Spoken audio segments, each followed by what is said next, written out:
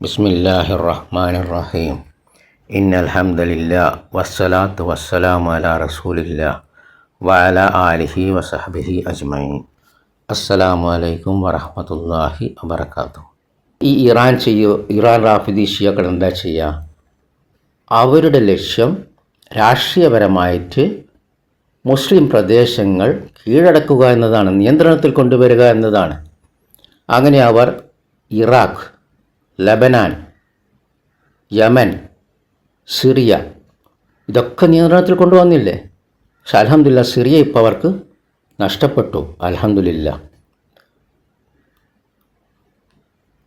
അപ്പോൾ നമ്മളിവിടെ മനസ്സിലാക്കേണ്ടത്, ജൂതന്മാരെ സംബന്ധിച്ചിടത്തോളം അവരും വ്യാപനം തന്നെ ആഗ്രഹിക്കുന്നുണ്ട്, നൈൽ നദി മുതൽ യൂഫ്രട്ടീസ് നദി വരെ.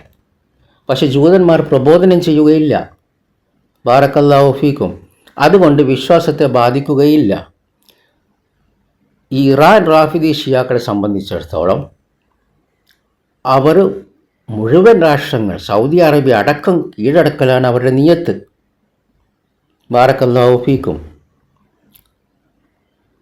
അതിൻ്റെ കൂടെ അവരിൽ മതപ്രബോധനമുണ്ട്. അവർ മുസ്ലിങ്ങളെ വഴിതെറ്റിക്കുന്നു. അതുകൊണ്ട് ഇവരാണ് ഏറ്റവും വലിയ അപകടം, ജൂതന്മാരെക്കാൾ. ബാറക്കല്ലാഹു ഫീക്കും. നമുക്കിവിടെ ഷെയ്ഖ് റബി റഹിമഹുല്ല പറഞ്ഞതൊന്ന് നോക്കാം. ഷെയ്ഖ് റബി റഹിമഹുല്ല പറഞ്ഞു, റാഫിദി ഷിയാക്കൾ അവരുടെ ചരിത്രം നമ്മൾ നോക്കിയാൽ, പരിശോധിച്ചാൽ, സുന്നത്തിൻ്റെ ആളുകളോട് അവർ ആ സമയത്ത് അത്ര മുന്നേറാൻ ആഗ്രഹിച്ചിരുന്നില്ല. എന്നാൽ മുസ്ലിം ബ്രദർഹുഡ് അഥവാ ഇഖ്വാനുൽ മുസ്ലിമീൻ, പിന്നെ നമുക്കറിയാം അവരുടെ കൂടെ തന്നെയാണ് ഇവിടെ കേരളത്തിലെ ജമാഅത്ത് ഇസ്ലാമി.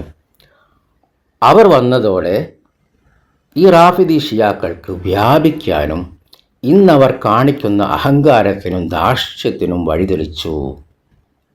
ഇത് മുസ്ലിം ബ്രദർഹുഡിൻ്റെ തിന്മകളിൽ നിന്നാണ്, അതേപോലെ ജമാഅത്ത് ഇസ്ലാമിയുടെയും. ഇത് അവരുടെ തിന്മയിൽ നിന്നാണ്. അവർക്ക് റാഫിദുകളോട് കൂറും സുന്നത്തിൻ്റെ ആളുകൾക്കും മുസ്ലിങ്ങൾക്കും എതിരായ സംഭവങ്ങളിൽ റാഫിദുകളുടെ കൂടെ അവർ നിൽക്കും, അവരെ പിന്തുണയ്ക്കുകയും ചെയ്യും. അല്ല, ഇന്ന് നമുക്ക് അനുഭവമുണ്ട്. ഇറാൻ ഗൾഫ് രാഷ്ട്രങ്ങളെ അന്യായമായി ആക്രമിക്കുന്നു, അവിടെ അമേരിക്കൻ താവളങ്ങളുണ്ട് എന്ന് പറഞ്ഞിട്ട്.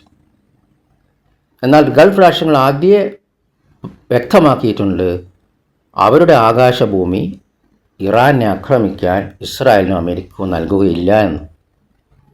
അതുകൊണ്ട് അവിടുന്ന് ഒരക്രമവും ഇറാനിലേക്ക് പോകുന്നില്ല. എന്നാൽ ഇറാൻ ആക്രമിക്കുകയാണ് അന്യായമായിട്ട്.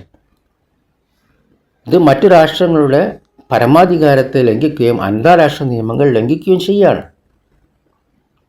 ഇങ്ങനെ ഇറാൻ ഗൾഫ് രാഷ്ട്രങ്ങളെ ആക്രമിക്കുമ്പോൾ, അന്യായമായി ആക്രമിക്കുമ്പോൾ, ഈ മുസ്ലിം ബ്രദർഹുഡും ജമാഅത്ത് ഇസ്ലാമിക്കാരും ആരുടെ കൂടെയാണ്? ഇറാൻ്റെ കൂടെയാണ്. അവർ ഈ ഇറാൻ ആക്രമിക്കുന്നതിനെക്കുറിച്ച് ഒന്നും മിണ്ടുന്നില്ല, മൗനം പാലിക്കുകയാണ്. അപ്പോൾ ചരിത്രത്തിൽ ഇതാണ് അവരുടെ സ്വഭാവം. അവർ മുസ്ലിങ്ങൾക്കെതിരെ നിൽക്കും, റാഫിദി ഷിയാക്കൾ.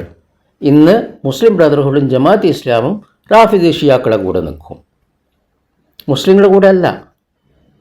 കാരണം അവർ മുസ്ലിം രാഷ്ട്രങ്ങളാണ്, തൗഹീദും സുന്നത്തുള്ളവർ. റാഫിദി ഷിയാക്കൾ ഷിർക്ക് ചെയ്യുന്നവരും ഖുർആനിൽ പറഞ്ഞ ഷിർക്ക് ചെയ്യുന്നവർ മുസ്ലിങ്ങളോട് കടുത്ത ശത്രുതയുള്ളവരാണ്. അവരുടെ കൂടെയാണ് ഈ ജമാഅത്ത് ഇസ്ലാമിയും മുസ്ലിം ബ്രദർഹുഡും.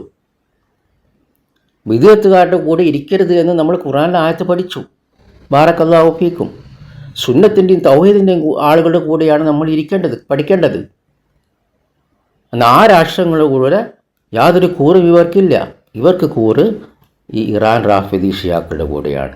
അപ്പോൾ അതാണ് ഷെയ്ഖ് റബി റഹിമഹുല്ല പറഞ്ഞത്, അവർക്ക് റാഫിദോയോടുള്ള കൂറും സുന്നത്തിൻ്റെ ആളുകൾക്കും മുസ്ലിങ്ങൾക്കും എതിരായ സംഭവങ്ങളിൽ അവരോടൊപ്പം നിൽക്കുന്നതും അവരെ പിന്തുണക്കുന്നതും.